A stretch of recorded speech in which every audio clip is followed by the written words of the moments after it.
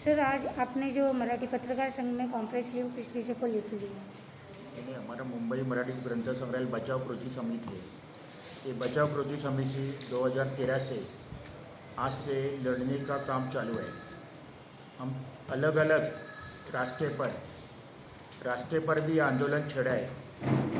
2 साल के पहले मेघाताई पाटकर हमारे साथ आके इसमें सब समझा के लिया और साथ में आके ये आंदोलन बढ़ाने का हम लोग को वादा किया, लेकिन वो एमपी में रहते समय उनको बहुत कम वक्त मिलता है। उनके वजह से ही हमारा माननीय पवार साहब के साथ यशवंतराव में मीटिंग हुआ 3 फरवरी 2018 में। वो कम से कम 4 से 5 घंटा उधर बैठ के सब पवार साहब ने समझा के लिया।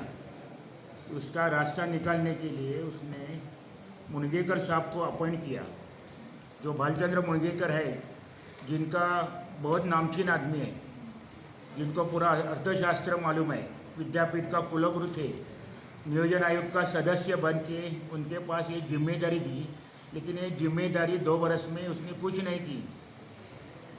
जो दिन उसने चालू किया उस दिन बढ़ते बढ़ते ना आज बहुत बड़ा हो गया। हम लोग 2 वर्ष के बाद में 3-4 महीने में ये पिटीशन खड़ा किया। मुनगेकर से वजह से ही सब हो गया है। मुनगेकर कुछ देखता नहीं, बार बार है ना, ये अभी मुनगेकर के साहब के पास जाके उनका जो गाला नंबर 6 था उसकी शिकायत लेके मीटिंग में गया। मीटिंग में जाके बताया कि ऐसा ऐसा है, चुपचाप से बैठ गया। कुछ डिसीजन पावर मिलता है ना, कोई भी बड़े राजकारणी लोग रहते हैं उनके पास डिसीजन पावर होना चाहिए। इधर 100 आदमी है, 100 आदमी का रोजी रोटी का जो है वो भी पूरा नहीं कर सकते। जो 130 करोड़ लोगों का जो नियोजन आयोग में सदस्य आदमी है, कितना उनका पहचान मांगता है। तो ऐसे 2 बरस में वो 2000 साल से आज 20 बरस हुआ, उसमें कुछ किया नहीं। इसके लिए अभी ये सब 16,000 का भाड़ा मिलता है, उसमें भी कभी उसने देखा नहीं कि ये टॉपिक में क्या मिलता है। तो सर, ये जो समस्या आप लोग जिस समस्या से जूझ रहे हो, ये कितने सालों से या कितने महीनों से चल रही है? नहीं, ये कम से कम 25-30 साल से चालू है जी। लेकिन वो अभी ज़्यादा हो गया। ये मुनगेकर साहब कम से कम 20-22 बरस इसमें है उपाध्यक्ष होगी। पवार साहब 94 से चालू है, लेकिन वो नीचे के जो नाम है वो लोगों को ऊपर पता ही नहीं ना क्या नीचे है। क्रिकेट का टीम जैसा है ना, वो बोला मैं 300। पवार साहब का कुछ गलती नहीं है, वो देखने के नीचे के लोग जो है वो उनका इस विषय में पवार सर का क्या कहना है? मैंने पवार साहब ने वो सब समझा के लिया। पवार साहब को बारे में हमारा कोई शिकायत नहीं है। इतने बड़े आदमी हस्ती है कि उनको 1-1 सेकंड नहीं मिलता है। 1 सेकंड का वक्त का कीमत है, हमारे जैसे छोटे आदमी का काम नहीं है। हम जब भी उनके पास जाता है तो उनका जो है सेक्रेटरी वो सब देखता है, उनके पास पेपर पड़ा रहता है। पेपर पड़ा रहता है, उसके ऊपर कोई कार्रवाई नहीं होती? कार्रवाई नहीं होता है मतलब राजकारणी लोगों का है ना, नीचे के लोग जो है वो मिस गाइड करते हैं ना। नहीं, बराबर चालू है। अभी मुनगेकर साहब को पूछेगा, प्रताप आदमी को पूछेगा कैसा है, वो बोला ठीक है, सब ठीक है, इधर सब ठीक है। Thank you very much. Sir, आप लोगों का ये कहना है कि आप लोगों ने हाई कोर्ट में एक पिटीशन फाइल भी की हो, तो कितना महीना हुआ है इस चीज़ को लेके, और कोर्ट ने अभी तक क्या निर्णय दिया? ये जो मुंबई मराठी ग्रंथ संग्रहालय है, मेरे खुद के ऑफिस के लिए जो प्रीमाइसेस के लिए रेंट के ऊपर जगह लेने के लिए जब मैं इनके पास गया, वहाँ से लेके मुझे ये मुंबई मराठी ग्रंथ संग्रहालय में किस तरह से घोटाले होते हैं ये मुझे पिछले 2 साल से समझ में आया। तो मैं सिर्फ इतना ही बोलना चाहूँगा, क्योंकि मैंने पवार साहब को, सुप्रिया सुळे को, प्रतापराव आजबे को, मुनगेकर को, भोईवाड़ा पुलिस स्टेशन को, कोर्ट नंबर 29 भोईवाड़ा को, चैरिटी कमिश्नर वर्ली का जो है उनको, इन सबको मैं कंप्लेंट दे के मैं थक गया।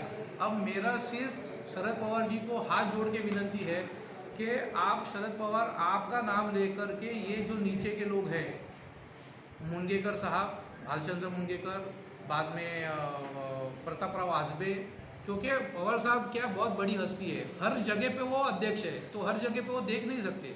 तो उन्होंने क्या सोचा कि ये 2 व्यक्ति जो है मुनगेकर और प्रतापराव आसबे, ये यहाँ पर ठीक से कार्यभार संभालेंगे, मगर ये कुछ कार्यभार नहीं संभाल रहे। जबकि इनको मैं पर्सनली मिलके मैंने इनको कई बार ट्वीट किया है, लेकिन फिर भी इनके यहाँ से मुझे कुछ रिस्पांस नहीं आ रहा है।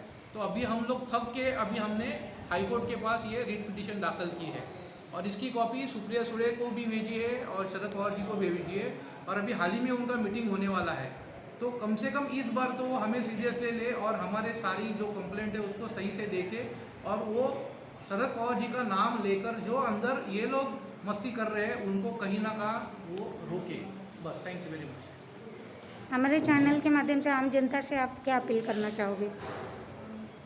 मैं आपके चैनल से यही बताना चाहूँगा कि ये जितने भी राजकारणी लोग हैं, ये अलग अलग जगह पे बड़े बड़े मतलब जो पद है वो संभालते हैं, लेकिन आपके चैनल से मैं उनको यही समझाना चाहता हूँ, आप आम लोगों को भी ये समझाना चाहता हूँ, अगर आपके ऊपर अगर किसी भी तरह का कोई भी अन्याय अगर होता है तो आप उसके खिलाफ आवाज़ आपको उठाना चाहिए। आज ये मीडिया इसीलिए है, इसके पहले हमारी आवाज़ नहीं, अब जैसे अभी ये देखो 2 साल से मैंने इतना सारा कुछ किया है, लेकिन किसी को कुछ नहीं पता, सिर्फ वहाँ के लोगों को पता है कि मैंने कंप्लेंट की है। आज आपके माध्यम से आम आदमी को भी मैं यही समझाना चाहूँगा कि आप आपकी आवाज़ उठाओ, आपको आज नहीं तो कल आपका इंसाफ मिलेगा ज़रूर। Thank you very much. Sir, क्या कहना चाहोगे आज की प्रेस कॉन्फ्रेंस को लेकर आप? आज की मेन कॉन्फ्रेंस हमारी इसीलिए थी कि हमने जो हाईकोर्ट में याचिका दाखिल की है, हाईकोर्ट में जो याचिका दाखिल की है उसके बारे में जानकारी देने के लिए हमने ये आज प्रेस कॉन्फ्रेंस बुलाई थी कि हमारी ये जो 100 साल से भी पुरानी संस्था है उसमें लगभग पिछले कई सालों से ये भ्रष्टाचार चल रहा है, और हमने उसके बाद में बार बार आवाज़ उठाई है। हमने आंदोलन भी किए इसके लिए। हमारे साथ मेधा जैसी जुझारू कार्यकर्ता भी हमारे साथ में थी जिन्होंने आंदोलन में हमारा साथ दिया, लेकिन इसके बावजूद भी भ्रष्टाचार की कड़ी टूट नहीं रही है, ऐसे ही चल रही है। और इसमें इन्होंने नए नए बड़े चेहरे जोड़ के अपने भ्रष्टाचार को छुपाने का काम कर रहे हैं आज भी। सर, जैसे कि देखा गया है कि बहुत से चाटू मीडिया जो होती है, जो पॉलिटिशियन की दलाली करती है, उसके बारे में क्या कहना चाहोगे? क्योंकि ये जो हमारी संस्था है काफ़ी पुरानी संस्था है, लेकिन कुछ दलाल मीडिया ऐसी होती है जो नेताओं के तलवे चाटती है और उनकी रजामंदी को ही एक्सेप्ट भी करती है। इस बारे में क्या कहना चाहोगे आप? मीडिया को निष्पक्ष ही रहना चाहिए, लेकिन आज की मीडिया सब ऐसी हो गई है कि क्या जैसे हम लोग न्यूज़ बोलते हैं पेड न्यूज़, उसमें ही ज़्यादा जाती है। इसी वजह से ही लोगों का काम नहीं हो रहा है और भ्रष्टाचार ज़्यादा बढ़ रहा है, क्योंकि मीडिया का ही काम है ये लोगों को जागरूक करना। और यही वजह है कि ऐसी संस्थाओं में भ्रष्टाचार होता है फिर भी वो बाहर नहीं आते, क्योंकि बड़े बड़े नामों के पीछे छिप जाता है। मीडिया भी आवाज़ नहीं उठाता है क्योंकि बड़े चेहरे दिखते हैं उनको राजनीतिक के।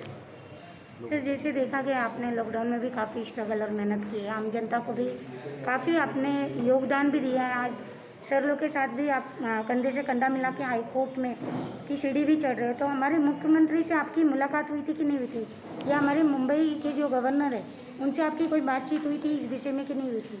हमने गवर्नर जी को निवेदन दिया है इस बारे में। अब उन्होंने वो मीटिंग बुलाएंगे, लेकिन इसके पहले भी जब देवेंद्र फडणवीस जी मुख्यमंत्री थे तब भी ये सवाल विधानसभा में आया था, ये विधानसभा में सवाल उठा था। तब इस पर जांच होके उसका रिपोर्ट मुख्यमंत्री को देंगे, इतनी तो यहाँ तक हुआ था। लेकिन उसके बाद में आखिर वापस वही हाल हो गया कि जैसे पॉलिटिशियन आते हैं बीच में सब रुक जाता है और वो वहीं पर ठप पड़ गया। अभी तक उसका कोई कार्रवाई नहीं हुई। ये 2 बार क्वेश्चन आया विधानसभा में।